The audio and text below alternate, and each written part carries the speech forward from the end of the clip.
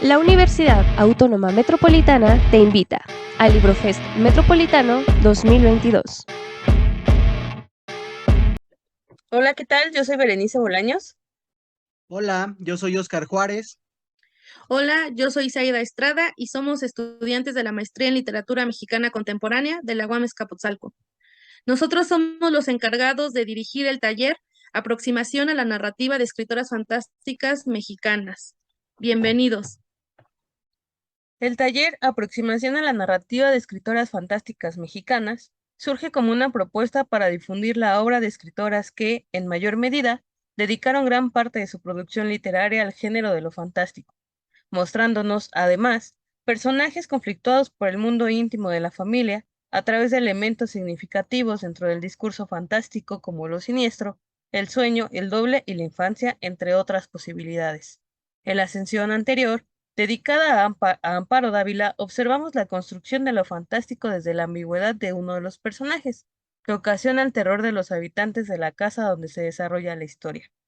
En esta sesión, guiados por la pluma de María Elvira Bermúdez, haremos un viaje a uno de los museos más insólitos y siniestros de nuestro país a través del cuento Así es morir, donde el personaje principal promete conflictuar nuestra concepción de la vida y la muerte. Y entonces tenemos aquí, buenas tardes a todos, esperando que se encuentren bien, a María Elvira Bermúdez. Si no la conocen, bueno, se las presento en fotografía. Ella nació el 27 de noviembre de 1916 en la ciudad de Durango, Durango, y murió el 7 de mayo de 1988 en la Ciudad de México. Sí, María Elvira Bermúdez creció y radicó en la Ciudad de México.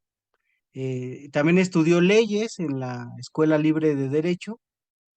eh, Fue actuaria de la Suprema Corte de Justicia, secretaria de Acción Social del PRI, profesora de Enseñanza Especial de la SEP, miembro de la Asociación de Escritores de México y del Instituto Internacional de Literatura Iberoamericana. Además de esto, también fue ensayista y narradora. Y bueno, inició la publicación de sus cuentos hacia la segunda mitad de la década de los 40 en el suplemento Revista Mexicana de Cultura del Nacional y en las selecciones policíacas y de misterio. Fue la primera mujer abogada, precursora del derecho al voto femenino en México. Escribió introducciones de la colección Sepan Cuántos, entre ellos, por supuesto, los de Edgar Allan Poe y Arthur Conan Doyle. La Agatha Christie mexicana, así es como la conocían. María Elena Morán fue la primera detective en las letras latinoamericanas. Con esto de María Elena Morán nos referimos a que es un personaje que ella creó dentro de sus historias y entonces literariamente es la primera detective que se conoce dentro de la literatura latinoamericana.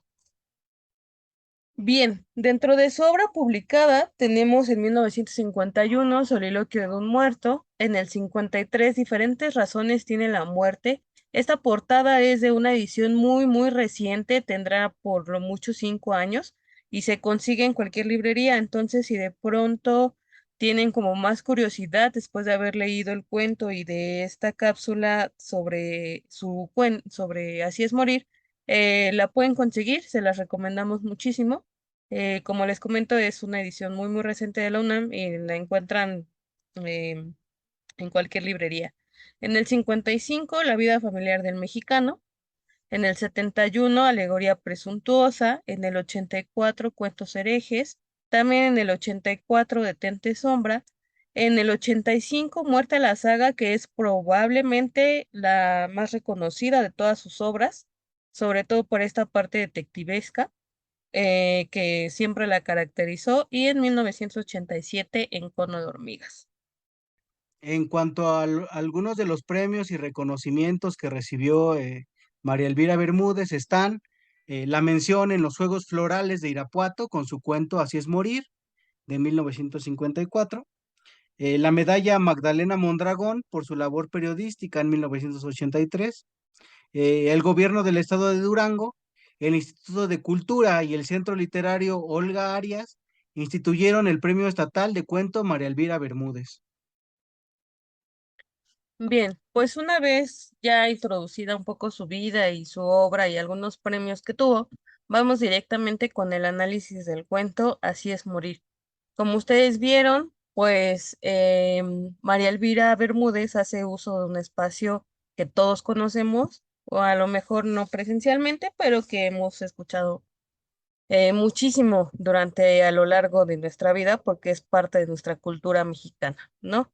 Este cuento lo van a encontrar sobre todo en esta selección que ella misma hace en el 86 de Cuentos Fantásticos Mexicanos, donde ella misma hace el prólogo y la selección con otros autores como Amparo Dávila, Elena Garro, Tario, Juan José Arreola, Carlos Fuentes y José Emilio Pacheco.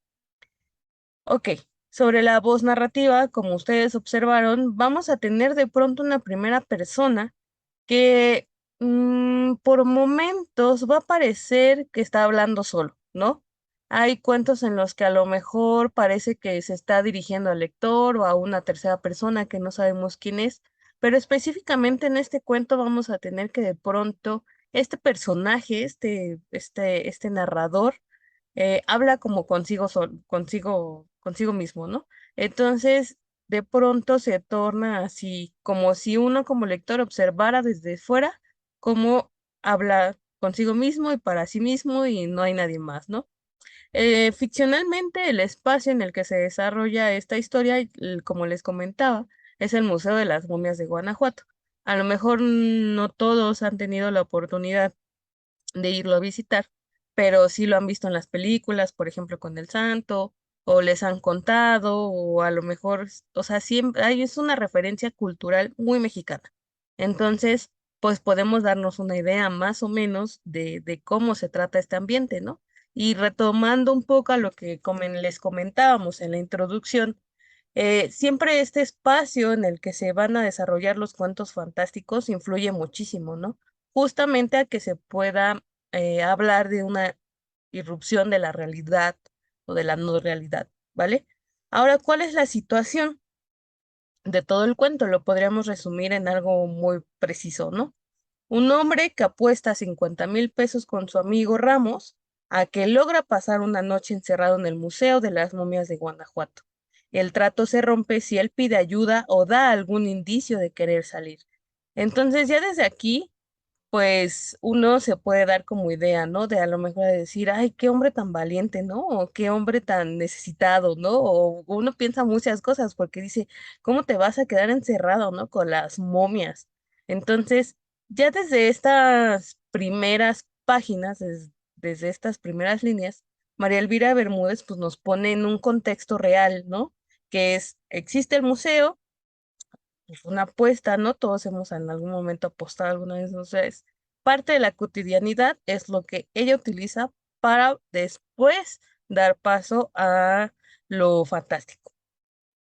Ahora bien, dentro de los personajes, pues vamos a tener al tal Ramos, ¿no? Que dice, él, que nos cuenta, ahora sí que como leímos en el cuento, ¿no? Él es como un hermano para mí, es padrino de mi hijo mayor, ¿no? Y ahí uno se queda pensando, pues para hermanos, ¿no? Para amiguitos mejor no tengo ninguno. Entonces, ¿qué es? Vendría siendo pues el personaje secundario, porque finalmente él es el que cambia el destino de nuestro personaje narrador principal. Las momias, por supuesto, también vienen a ejercer como personajes secundarios, por lo que pues ya veremos más adelante, y ustedes, por supuesto, ya leyeron. Como personajes terciarios vamos a tener al guardián del panteón, al que le dan la mordida para que se pueda realizar la apuesta, porque pues obviamente es ilegal que pues uno se quede encerrado en un museo, ¿no? Están también la mujer y los hijos del protagonista que viven en la Ciudad de México y la secretaria del socio, cuya concepción es de una mujer interesada y exigente, ¿no? Y vamos a tener a María Elena, ¿no? Que es la esposa de este personaje por la que pues él está haciendo toda esta apuesta, ¿no? Y cito un fragmento del cuento. Dice María Elena que yo soy muy exagerado y solo tiene por ciertas las anécdotas que Ramos confirma. Se llevan muy bien los dos. Yo no soy celoso. Si cuando los dos la pretendíamos, ella me prefirió a mí, no hay razón para que ahora yo me moleste porque lo trata bien. Entonces aquí también se mete otro conflicto cotidiano, ¿no? La de los celos, aunque él diga que no está celoso, pero ya nos tienen antecedente que María Elena en algún momento también fue pretendida por este hermano, ¿no? Entonces, eso también es causa de un conflicto para el personaje, porque pues no estamos hablando de cualquier situación, ¿no? Es una apuesta donde él tiene que ganar un dinero porque lo necesita, pero al mismo tiempo su esposa como que ahí haya un alejamiento, ¿no? Ahora bien, comentábamos también dentro de la introducción esta parte del sueño como umbral. Se acordarán que les decíamos que era parte de los elementos fantásticos que existen en los cuentos. Entonces, en este caso es muy notorio y ustedes seguramente lo vieron también en su lectura, esta parte del sueño y la vigilia, ¿no? Donde este personaje ya está dentro del museo y dice, bueno, ¿cómo le hacemos para que la noche pase más rápido, no? Debo pensar en algo agradable para llamar al sueño. Si no duermo, la noche será eterna. Pero de pronto resulta que sus pensamientos agradables son también de lugares muy específicos, ¿no? Y muy comunes, ¿no? Lo que les digo, María Elvira Bermúdez introduce muchísimo la cultura mexicana, ¿no? La semana que entra me iré a Acapulco. Todos conocemos Acapulco o hemos ido a visitar Acapulco o sabemos dónde está Acapulco, ¿no? Ahí hay vida, calor, buenas viejas. Iré solo, por supuesto, quiero decir, sin mi mujer y sin los niños. Entonces ya aquí nuestro personaje, en este juego del querer dormir, en el que está todavía medio despierto, pero soñando, queriendo que el tiempo se apresure y pase rápido, eh, tiene estos pensamientos, ¿no? Entre, bueno, vamos a imaginar qué vamos a hacer con ese dinero y entra en esta dinámica del umbral. Oscar, ¿podrías ayudarme con la primera cita, por favor? Ojalá mañana regrese al Valadez, aquella güerita que está tan buena. A Ramos también le gusta. Un paseo romántico por la presa de la Hoya. Aguas lamosas y verdes. El caimán y la serpiente de San Renovato. Hormigas, grandes cantidades de hormigas rojas e inmensas. Agua verde y lamosa. Gracias. Esta parte también es dentro de toda esta serie de pensamientos que él está teniendo, ¿no? Justamente para que la apuesta y este transcurrir de la noche no se le haga tan pesado. Entonces, pero uno ya en este punto del cuento, seguramente a ustedes también les pasó como lectores, ya no sabe o empieza a tener estas dudas sobre qué es lo que es real o lo que es parte del sueño o lo que es o lo que está sucediendo exactamente, ¿no? Y lo vamos a ver en la siguiente cita. Sai, ¿me ayudas, por favor? Sí, veré. Este es sin duda el salto del mono. Es preciso caminar con cuidado porque no hay luna y porque el piso es empinado y resbaloso. Por aquí se llega al callejón del beso. Allí me espera la güerita. Logré despistar a Ramos. Pero, ¿no es ese que viene allá? Allá está la güerita. Me llama. Es una sirena de escamas despampanadas. Ahora me da la espalda, pero me acerco a ella y la atrapo. Cuando se vuelve, es la cara de María Elena, que me contempla con burla. Ramos está asomado a una grieta del muro riendo. Laza a María Elena con una soga hecha con cerdas de tusa y la sustrae a mi alcance. Yo continúo agitándome inútilmente en un callejón en penumbra. Ramos y María Elena se aproximan. Cuando los tengo delante se convierten en horripilantes momias y me suspenden ante la eterna boca de un tiro de mina. Mientras me debato con angustia entre sus duras manos, ellos ríen. Al fin me dejan caer. Muchas gracias. Entonces aquí ya uno como lector puede asegurar que nuestro personaje ya está dentro del sueño, pero además es un sueño que ya está contextualizado dentro del mismo Guanajuato, ¿no? Menciona el Callejón del Beso, que también es famosísimo y culturalmente como mexicanos los conocemos.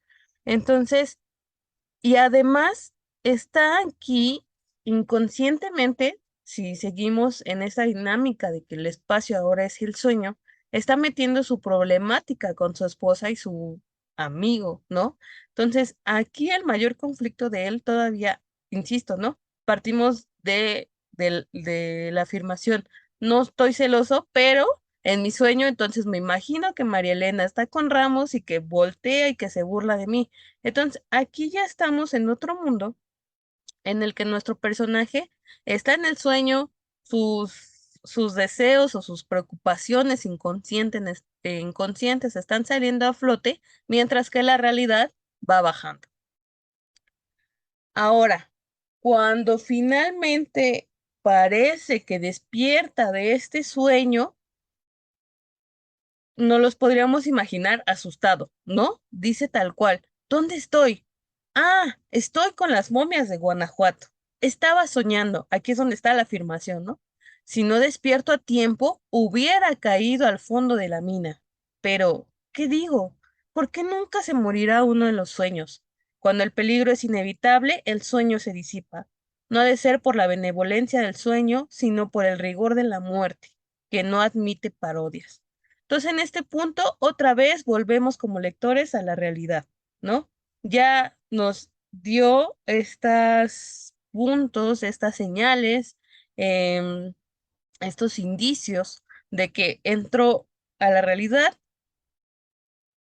se metió al sueño, salió del sueño y estamos otra vez en nuestro Museo de las Momias del Guanajuato, ¿no? Ahora, ¿qué va a pasar aquí? Este sería un segundo umbral, además del sueño, en el que se vuelve otra vez a poner sobre la mesa el choque de la realidad con la parte fantástica del cuento. Oscar, ¿me ayudas, por favor? Sí, veré. Ahora no puedo ser una alucinación. La puerta que da al pasillo de las momias acaba de abrirse. La pared de la escalera me impide verla.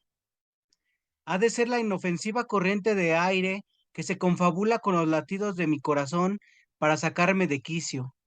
Voy a ver qué es. Gracias. Entonces aquí, ¿no? Lo que les comentaba. Ya estamos en la realidad otra vez, ya despertó del sueño. Dice, si no despierto, de pronto me puedo caer ahí, me puedo morir ahí en el pozo, ¿no? Y entonces otra vez nos vuelve a dar estos indicios de realidad cuando dice, ahora no puede ser una alucinación. Esa es la afirmación y la reafirmación de que está hablando del mundo real. Al menos como lectores, esa puede ser un indicio. Pero ¿qué pasa? Que la puerta, justamente la puerta que da al pasillo de las momias, se acaba de abrir, mágicamente, ¿no?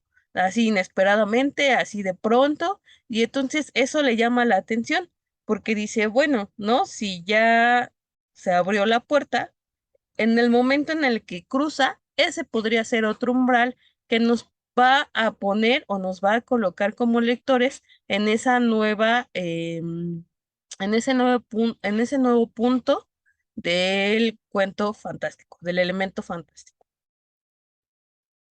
Entonces, ¿qué está pasando? Lo que les comentaba un poco al principio cuando les presentaba a los personajes, ¿no? Las momias aquí ejercen como personajes, ¿no? El cuento se llama Así es morir. ¿Y qué significa morir? La inmovilidad. No solamente del personaje que narra, del personaje protagonista, sino también de estas momias que tienen muchísimos años en el museo y antes de llegar al museo, ¿no? Que justamente parece, si las han visitado o las conocen o han visto fotografías como esta, parece que están justamente tan sujetos que no pueden, ¿no? ¿Saben? Se quedaron en un momento justo en el que no hay manera de que muevan un solo ojo, ¿no? Entonces, Sai, por favor, ¿me ayudas con la siguiente cita? Claro, eso sí, no me agradaría quedar hecho una momia, como estos. Ayer me decía un chofer aquí, de Guanajuato, que a él le gustaría convertirse en momia porque a lo menos tendría que se acordara de él. Dijo que sería como no morir de plano, porque todos los días vendrían a admirarlo. Las momias, en cambio, tienen prendidos a sus vestiduras unos cartelitos que dan a conocer su sexo y la edad que alcanzaron en el mundo. Entonces, en el momento en el que ya está en el pasillo y observa a las momias, empiezan sus pensamientos ya de pasar agradables, como a empezar a maquinar, ¿no? A empezar a imaginarse de pronto también si él quisiera o no quisiera ser una momia. Y a recordar, ¿no? Esta conversación con el chofer y de alguna manera dar estas características a las momias, ¿no? Que pues no se olvidarían porque tienen una laminita que tiene nombre y sexo, en algunos casos la edad, o dan como indicios, ¿no? Y de alguna manera que sean parte de un museo, pues es como paso obligatorio de que, pues por lo menos alguien las ve, ¿no? Entonces nuestro personaje ya se empieza a imaginar qué sería de él si fuera una momia, ¿no? Y ahí como que empieza uno a decir, ah, ¿no? Entonces, ¿qué va a pasar? Oscar, por favor. Sí, si a lo menos las momias se dedicaran a danzar, a cantar, a narrarme sus vidas y sus muertes, pero no, carajo, están ahí muy serias, inmóviles y mudas. Óiganme, señoras momias, de todo mi respeto, ¿por qué no hacen algo? ¿Por qué no tratan de asustarme? Ni siquiera para ejercer la más humilde función de espantos sirven ustedes. Son humanas, definitivamente humanas. No se muevan ni hablan porque no se dignan a notar mi presencia. No soporto más su burla y su desprecio. Las obligaré a moverse. Muchas gracias. Se acordarán que otro elemento que mencionamos en la introducción fue esta parte de la lectura, de la locura.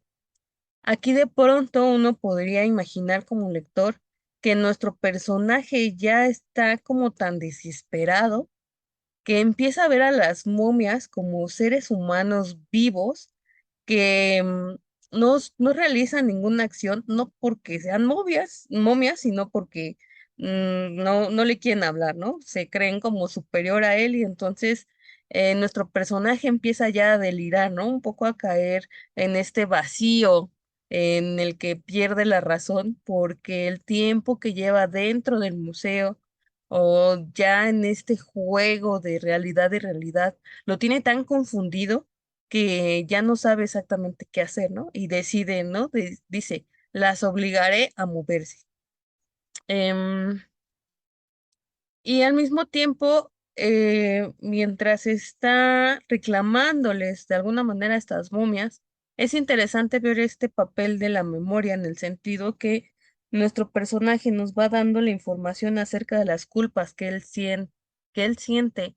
em, Derivadas de hechos a lo largo de su vida, ¿no? Dice, por ejemplo, el notario Manzano del negocio sucio con el que compró la casa en Polanco, ¿no? Que ustedes se acordarán de esta parte donde rememora y dice, a lo mejor me está pasando esto porque yo hice esto, ¿no? La mujer que murió en la cesárea, ¿no? El recuerdo del nacimiento de su último hijo donde él no estaba, ¿no? Y donde él además se asume como un hombre macho mexicano, que se tiene que hacer las cosas como él dice a la hora que él dice, ¿no? Y entonces él es hombre y no tenía, ¿no? Tiene el derecho de buscar la diversión por otro lado y perderse el nacimiento de su hijo. Pero inconscientemente también esta situación le causa cierta culpa, así como la muñeca rota de su hija, ¿no? Entonces, esta serie de acontecimientos eh, mientras va observando el pasillo de las momias, le dejan a ver a uno que este hombre siente cierta culpa, ¿no? Por estas acciones en específico a lo largo de su vida. Eh, y entonces llega justamente el punto más crucial, ¿no? El clímax, si lo quieren ver así del cuento. Dice, ¿pero qué me pasa? Ya no puedo mover los brazos, caen a lo largo de mi cuerpo como si fueran de plomo. ¿Y las piernas? Afortunadamente creo que puedo moverlos aún. Qué lejos está la escalera. Aquí empieza a transformarse. Ustedes ya saben en qué, ¿no? Y de alguna manera empieza también a asumirse poco a poco como parte de una de las momias. Em, Oscar, por favor. Sé que he gritado con todas mis fuerzas y a pesar de ello no escuché grito alguno. Apenas un murmullo sofocado escapó de mis labios. ¿Me estoy volviendo sordo o es mi voz la que se ha debilitado? Ahora vivo en pleno sueño porque esto tiene que ser un sueño, una pesadilla. Los veo. Ramos laza a María Elena con una cuerda hecha de cerdas de tusa. Los oigo, los dos ríen. ¿Será posible? ¿Habrá urdido Ramos esta farsa de la apuesta para encerrarme aquí deliberadamente? Una vez más, entonces estamos aquí con la lucha de la realidad contra la realidad. Él en la realidad está sintiendo esta transformación, pero en la realidad él asume que está en un sueño y que a partir de ese sueño es que no puede empezar a moverse, ¿no? Y se le vuelve otra vez esta imagen de Ramos con su esposa, pero ya aterrizado en la idea de que es muy probable que él le haya puesto esa trampa de la apuesta para quedarse con ella, ¿no? Entonces, en ese sentido, estos dos mundos, como parte del mundo del cuento fantástico, están chocando. Y uno no sabe exactamente entonces qué es real o qué es irreal, ¿no? Esta es la maravilla justamente de la literatura fantástica. Bueno, y como ustedes también ya lo leyeron, finalmente nuestro personaje se convierte en momia y dice, ¿y ahora qué le sucede a mis ojos? Han salido de sus órbitas y pueden contemplar a su sabor mi rostro entero, vueltos hacia adentro, como impertinentes curiosos. ¿Y qué es lo que ven? Una cara pergaminada, enjuta, color de tierra. Mis manos son sarmientos engarfiados a una tumba imaginaria. Mis pies holgando en zapatos enormes, van a ser fijados con clavos invisibles a la tierra. Me voy replegando hacia adentro, ingrávido, despojado ya de mis hediondas entrañas. La piel se adhiere a mis huesos como guante a dedos exánimes. Entonces, con un final a lo mejor esperado para otros o inesperado para los demás, o inesperado para los demás. En este momento es que tanto, tanto realidad, como sueño, como vigilia, se confunden tanto que uno ya no sabe distinguir si en realidad esta transformación como momia es realmente parte de su sueño o es realmente parte de la realidad, y si es parte de la realidad, ¿cómo es posible que suceda, ¿no? Que un hombre que se mete al museo se convierta en momia. Entonces, todas estas interrogantes y todas estas búsquedas de respuesta a la lógica es lo que conforman a este cuento fantástico. Entonces, Oscar, ¿me ayudas, por favor? Sí. El tiempo galopea a horcajadas en mi corazón. ¿Es posible todavía? ¿Es posible que me escuchen allá afuera? ¿Que acudan a rescatarme de esta prolongada pesadilla? ¿Será posible que me vean? Estoy aquí, aquí junto a la puerta del pasillo. Despiértenme, por favor. Si yo no los veo, si yo los oigo, ¿por qué ellos no me ven ni me oyen? Ramos, aquí estoy, aquí estoy. Debo estar dormido. Es por eso que estoy mudo e inmóvil, inmóvil y mudo. Todavía aquí esta parte nos hace dudar, ¿no? Como de qué es lo que está pasando. Nos estamos adentrando junto con el protagonista a que él está gritando y nos imaginamos esta desesperación, porque además los gritos están, ustedes dirán, bueno, son mayúsculas, pero finalmente este énfasis en las mayúsculas es porque justamente tenemos que imaginarnos la desesperación del personaje que dice, estoy aquí encerrado, no me abren, ¿no? Y estoy golpeando y estoy gritando y se supone que mi amigo Ramos está aquí afuera al pendiente y no importa que yo pierda la apuesta, pero yo necesito salir de aquí porque no estoy funcionando, ¿no? Me estoy transformando, me estoy quedando inmóvil. Y entonces, ¿qué está pasando, no? Él golpea, él grita y una vez acabada esta parte como de los gritos, se nos presenta la siguiente escena, ¿no? Al día siguiente, donde dice que el encargado de ver las momias y mm, de pasarles lista, por así decirlos, dice, el guarda, meticuloso, va de momia en momia y las va numerando con recelo. Llega cerca de mí, me incluye en el recuento y grita azorado. Señor Ramos, su amigo de usted no está, pero hay una momia además. Y esta es la confirmación de todo el cuento, ¿no? Justamente en el que nosotros, en nuestra cabeza, en nuestro inconsciente, no puede ser posible que se haya vuelto una momia, pero en el cuento se volvió momia, ¿no? Y la prueba está en que justamente hay una momia de más, pero no está él como persona, ¿no? Él no está ya físicamente como entró al museo. Entonces, en ese sentido, una vez más, ¿no? Fíjense bien cómo este juego de subidas y bajadas en el que parece que tenemos elementos muy, muy, muy reales, pero al mismo tiempo también muy, muy, muy irreales, que ya están muy chocados, que ya están muy entrelazados, que ya están muy confundidos, que ya es tanta la penetración que hay de uno en el otro que ya no son distinguibles. Y entonces de esta manera concluye el cuento y por mi parte sería todo. Muchísimas gracias por leer el cuento, por llegar hasta aquí. Espero que les haya gustado y que pues revisen los demás libros de María Elvira Bermúdez que les comenté al inicio dentro de su obra publicada. Muchas gracias, Berenice, por la presentación biográfica de la escritora María Elena Elvira Bermúdez y del análisis del cuento Así es morir. Esperamos que a ustedes también les haya sido grato y sorprendente esta lectura, porque como bien lo mencionó y lo expuso Berenice, el final es completamente noqueador, como diría Julio Cortázar. Oscar, ¿tienes algún comentario que decir sobre este?